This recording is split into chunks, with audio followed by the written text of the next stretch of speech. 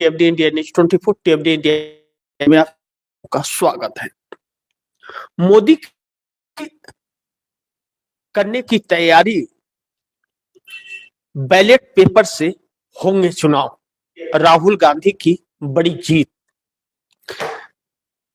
बड़ी महत्वपूर्ण बिंदु पर मैं चर्चा करने जा रहा हूं। आप दर्शक चौंकेंगे, लेकिन यह सच है। और चुनाव आयोग की जो सक्रियता बढ़ती जा रही थी और जो वोट चोरी के यह आरोप लगे जा रहे थे और चुनाव आयोग द्वारा किए जा रहे एसआईआर पर जो 1 साल से तकरीबन सुनवाई हो रही है, लेकिन सुनवाई खत्म नहीं हो रही है और ना कोई फैसला हो रहा है और चुनाव होते जा रहे हैं और धांधलियां होती जा रही है। साउथ से इस पर लगाम लगना और कसना शुरू हो गया। कर्नाटक में कांग्रेस की सरकार है। अब भारतीय जनता पार्टी के लिए और चुनाव आयोग के लिए दुर्भाग्य है या सौभाग्य है, यह तो आने वाला वक्त बताएगा। लेकिन फैसले से षड्यंत्र रचा और हर जगह वोट चोरी का खेल चला और वोट चोरी पर एफआईआर भी कर्नाटक में हुआ था, जो चुनाव आयोग ने किया था, जिसकी जांच कांग्रेस कर रही है। और सीआईडी की टीम और एसआईटी की टीम ने जो जांच में पाया कि चुनाव आयोग उस पर जवाब नहीं दे रहा और चुनाव आयोग से जो सबूत मांगे जा रहे हैं वह भी नहीं दे रहा, कॉपरेट यानी नहीं कर रहा है, जिसको लेकर के बात गर्माहट है। अब कर्नाटक सरकार ने ईवीएम मशीन पर बैंड लगा दिया, जो अभी कर्नाटक के अंदर 5 से 6 महानगर पालिकाओं का चुनाव होना है, जो भाजपा की सरकार रहते हुए नहीं कराई थी। अब कांग्रेस की सरकार उस पर चुनाव कराने जा रही है और चुनाव बैलेट पेपर से होगा। यह अधिकार राज्य सरकार के पास में कुछ है, जिन अधिकारों के दम पर, जिस कानून के दम पर कांग्रेस की सिद्धारमैया सरकार और डीके शिवकुमार की सरकार ने, डीके शिवकुमार प्रदेश अध्यक्ष कांग्रेस के और डिप्टी सीएम है और सिद्धारमैया सीएम है कर्नाटक के, इन लोगों ने फैसला सरकार ने लिया है कि बैलेट पेपर से चुनाव होगा और बैलेट पेपर से ही चुनाव कराए जाएंगे। अब बैलेट पेपर का नाम सुनकर के भारतीय जनता पार्टी के होश उड़ जाते हैं और चूंकि वह राज्य की बात है, इसलिए दिल्ली का चुनाव आयोग इन्वॉल्वमेंट अपना नहीं दिखा सकता और राज्य के चुनाव आयोग को सरकार के कानूनों के अधीन चलना पड़ेगा। अब ऐसे में भारतीय जनता पार्टी जो एक सपना सुझे हुए थी, वह सपना टूट रहा है। लेकिन सवाल सिर्फ कर्नाटक का नहीं है। भारतीय जनता पार्टी के लिए उन जगहों पर भी दिक्कतें आएंगे जहां भाजपा या एनडीए शासित राज्य नहीं है। भाजपा के कौन से राज्य हैं? भाजपा एनडीए की राज्य हैं जो बिहार, महाराष्ट्र और आंध्र प्रदेश में भाजपा नहीं है। आंध्र प्रदेश में चंद्रबाबू नायडू, और चंद्रबाबू नायडू 2/3 से है, लेकिन चूंकि एनडीए का हिस्सा है। लेकिन यह नहीं कि अब भाजपा की बातों को वह माने, इसके लिए कोई बाध्य नहीं है चंद्रबाबू नायडू। यानी कि तमिलनाडु, केरल, पांडिचेरी, तेलंगाना, आंध्र प्रदेश, इन सब जगहों में, कर्नाटक, इन सब जगहों में बैलेट पेपर से चुनाव होने लगे तो पश्चिम बंगाल में भी, झारखंड के अंदर भी, इन जगहों पर भी फिर वही हाल होगा। फिर भारतीय जनता पार्टी का सुपड़ा साफ हो जाएगा। भारतीय जनता पार्टी जो एसआईआर के तहत एक संयोजित ढंग से जो वोटर लिस्ट से नाम काट करके जो वोट चोरी का सिलसिला यह चल रहा है और वोट प्रतिशत हाई लेवल का जो चल रहा है, इस पर लगाम लग जाएगा। फिर चुनाव आयोग के लिए बड़ी दिक्कतें आ जाएंगी। लेकिन यह कानून कांग्रेस ने लागू कर दिया, कहां? कर्नाटक के अंदर। अब कर्नाटक को लेकर के जब यह लागू हो गया और दिक्कतें आ रही है, अब सोचिए महाराष्ट्र के अंदर भी, जैसा कि पिछली खबर में आप दर्शकों को मैंने बताया कि महाराष्ट्र के अंदर भी अब भाजपा की सरकार बचेगी या नहीं बचेगी, इसकी अब गारंटी नहीं है, क्योंकि एकनाथ शिंदे उद्धव ठाकरे के साथ मिलते हुए नजर आ रहे हैं, घर वापसी करते हुए नजर आ रहे हैं, अजीत पवार छोड़ते हुए नजर आ रहे हैं। महाराष्ट्र की सरकार गिर जाएगी, महाराष्ट्र की सरकार गिरी, अगर महाराष्ट्र में भी यही हाल हुआ, अगर इंडिया गठबंधन की सरकार आ गई, तो भारतीय जनता पार्टी के लिए फिर दोबारा महाराष्ट्र के अंदर कब्जा कर पाना बड़ी मुश्किल हो जाएगा। तो ऐसे में भारतीय जनता पार्टी को मुश्किल होगा और चुनाव आयोग के लिए फिर बहुत बड़ी चुनौती हो जाएगी। इसके बाद में फिर जनता सड़क पर आ जाएगी कि हमें बैलेट पेपर से चुनाव चाहिए, जिसको लेकर के कांग्रेस मुहिम चला रही है। ऐसे में भारतीय जनता पार्टी को एक नई चुनौती मिल गई और इसके षड्यंत्र जो थे, रणनीति थी जो जालसाजी का, उसका पर्दाफाश हो जाएगा। फिर ऐसे में कर्नाटक सरकार का यह फैसला बड़ी अहम हो जाता है।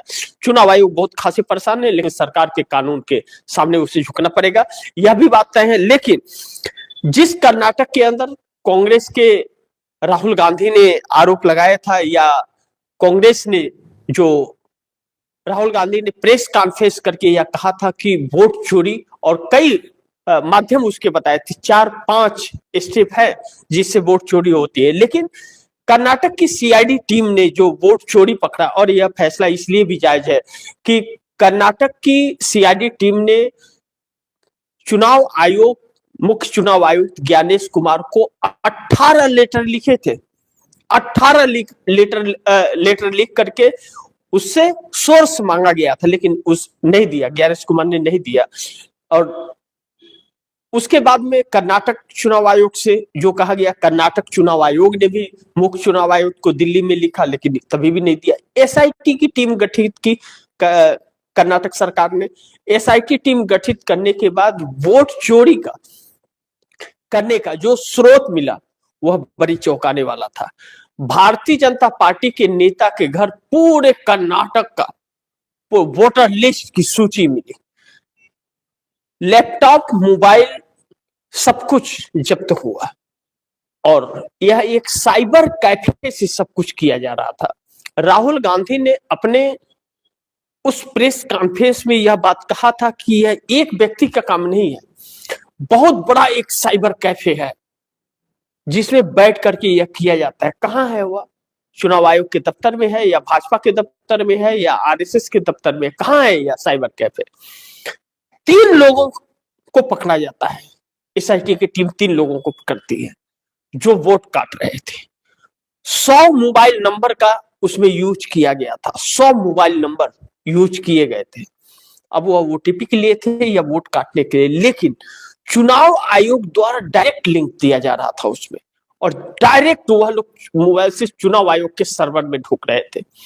एक साइबर कैफे वाला पकड़ा गया, जब 3 लोग साइबर कैफे के थे जो साइबर कैफे में काम करने वाले, तब उनको अरेस्ट करने के बाद में यह पता चला कि एक वोट काटने का, कांग्रेस का वोट काटने का, एक वोट काटने का 80 रुपया उनको पेमेंट मिल रहा है, और एक वोट जोड़ने का भी उतना ही। अब ऐसे में 40 से 50 सेकेंड में वह यह सब कर लेते थे। ऐसे में ओटीपी आना, सर्वर में जाना, नेट काम करना, एक हाई स्पीड सर्वर में बैठ करके काम करते थे लोग।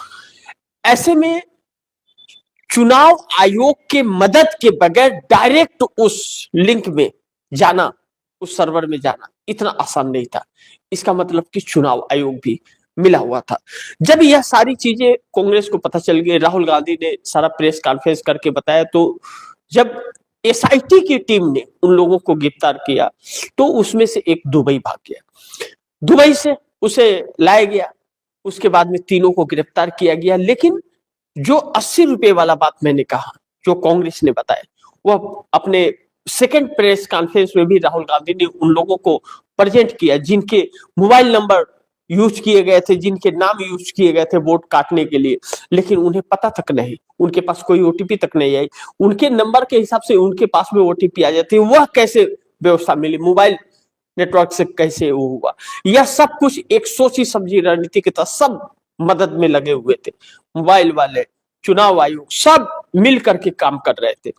ऐसे में भारतीय जनता पार्टी के जो नेता थे कर्नाटक के, उनके सेक्रेटरी और उनके द्वारा इसमें पूरी इन्वॉल्वमेंट थी, और 4.5 लाख रुपया तकरीबन उस नेता के खाते से उस साइबर कैफे वाले को पेमेंट किया गया था इसका।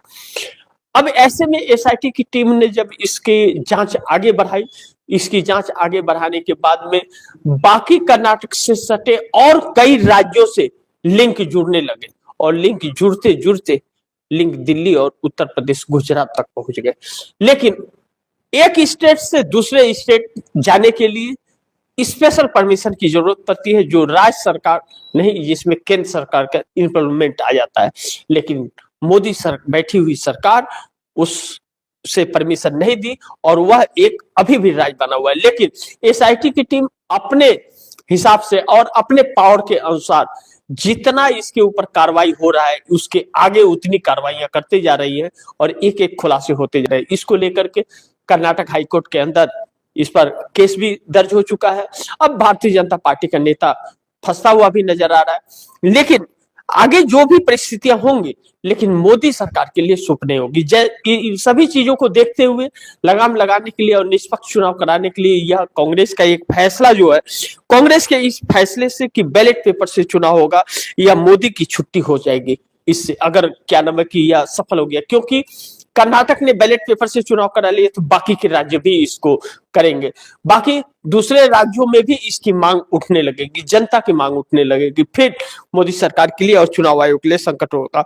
अब ऐसे में अगर यह सारी चीजें हो गई तो यह तय हो जाएगा कि कभी भी भारतीय जनता पार्टी की सरकार नहीं आ सकती फिर, क्योंकि लोग भी कहते हैं और सच्चाई भी है, देखने को जो मिलता है तस्वीरों के अनुसार कि भारतीय जनता पार्टी वोट चोरी की सरकार अगर न बनाए तो भारतीय जनता पार्टी सत्ता तो छोड़िए अपनी जमानत तक नहीं बचा पाएगी। जिस तरह से हरियाणा का मामला हुआ और हरियाणा में वोट चोरी हुई, 25,44,000 वोट राहुल गांधी के कहे अनुसार, और चुनाव आयोग, मुख्य चुनाव आयोग ज्ञानेश कुमार के अनुसार 29 लाख लोगों वोट चोरी हुई है। तो 29 लाख वोट चोरी करवा दिया किसने? चुनाव आयोग ने, क्योंकि राहुल गांधी ने सवाल उठाया तब तो उसने निराधार बता दिया। लेकिन बाद में उन्हीं वोटों को खत्म करने के लिए वह फिर कह रहा है कि 29 लाख हुआ है, तो उस सरकार को भी बर्खास्त करने की मांग होने लगे। ऐसे में क्या चुनाव आयोग चुनी हुई उस सरकार को बर्खास्त करेगा जो 29 लाख वोट चोरी से सरकार बनी है? तो सरकार तो वोट चोरी से नरेंद्र मोदी की भी बनी है, क्योंकि 76 लोकसभा सीटों पर यह कहे जा रहे हैं कि वोट चोरी नहीं और पूरी सीट ही चोरी हुई है, जिसमें नरेंद्र मोदी का वाराणसी सीट भी है।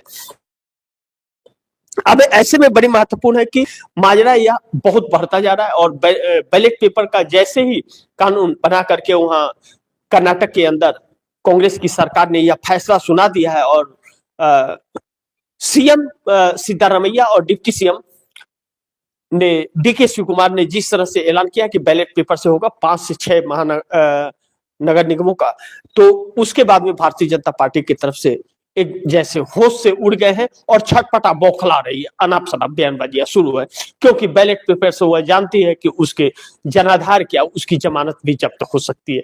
ऐसे में एक बहुत अग्नि परीक्षा होगा और एक तस्वीर देश के सामने आएगी कि कर्नाटक के अंदर भारतीय जनता पार्टी का क्या वजूद बचता है और कितना वह कारगर साबित हो पाती है। आने वाला वक्त भारतीय जनता पार्टी के लिए शुभ संकेत नहीं दे रहा है। देखते हैं आगे क्या होता है, जो भी होगा खबरें आप दर्शकों तक लाते रहूंगा। लेकिन आप दर्शकों की क्या राय है और क्या सुझाव है कमेंट बॉक्स में जरूर दीजिएगा। इस खबर को ज्यादा से ज्यादा शेयर कीजिएगा, अपने दोस्तों को भी कहिएगा आगे शेयर करें। आपने अगर टीएफडी इंडिया न्यूज 24 को सब्सक्राइब नहीं किया तो सब्सक्राइब कर लीजिएगा, अपने दोस्तों को भी कहिएगा टीएफडी इंडिया न्यूज 24 को सब्सक्राइब करें। मिलते हैं अगली खबर के साथ, तब तक के लिए नमस्कार।